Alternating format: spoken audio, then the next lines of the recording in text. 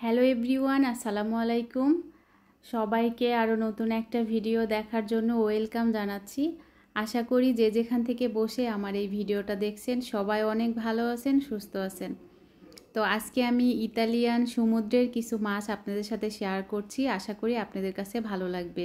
আর আমার এই ভিডিওটা যদি আপনাদের কাছে ভালো লাগে, আমার ফেসবুক পেজটা ফলো দিয়ে পাশেই থাকবেন। আর যারা ইউটিউব থেকে দেখবেন তারা আমার চ্যানেলটা সাবস্ক্রাইব করে পাশে থাকা ছোট্ট বেল বাটনটি বাজিয়ে দিবেন।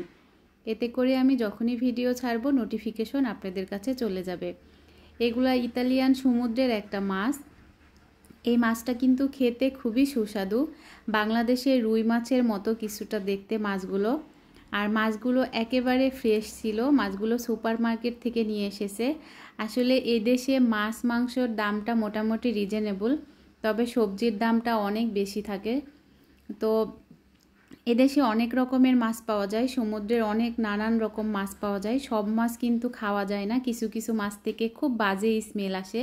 তবে কিছু কিছু মাছ খেতে খুবই সুস্বাদু, যেমন এই মাছটা। আমরা নর্মালি এই মাছগুলো সবসময় খেয়ে থাকি, এই মাছগুলো খেতে অসম্ভব মজার। তো আমি মাছগুলোকে কেটে ফ্রিজে রেখে দিব না, উপরের খোসাটা ছাড়িয়ে ভিতরের ময়লাটা বের করে এগুলোকে আস্তে আস্তে করে ফ্রিজে রেখে দিব।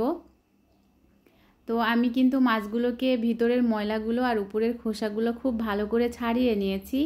এখন আমি এইভাবেই একটা একটা করে পলিথিনের ভিতরে রেখে দিব। আসলে মাছগুলো না কেটে ফ্রিজে রাখলে কিন্তু মাছের যে একটা অ্যাডজাস্ট স্বাদ থাকে সেটা কিন্তু খুব ভালো থাকে, অক্ষুণ্ণ থাকে। আর মাছ কেটে ফ্রিজে রেখে দিলে কিন্তু মাছটা অনেক দিন ধরে থাকলে শুকায় যায়, যার জন্য আমি কখনো মাছ না কেটে ফ্রিজে রাখি না। না কেটে এইভাবে একটা করে পলিথিনে রেখে দেই। আমার যখন রান্নার প্রয়োজন হয় তখন আমি একটা করে বের করে রান্না করে নেই।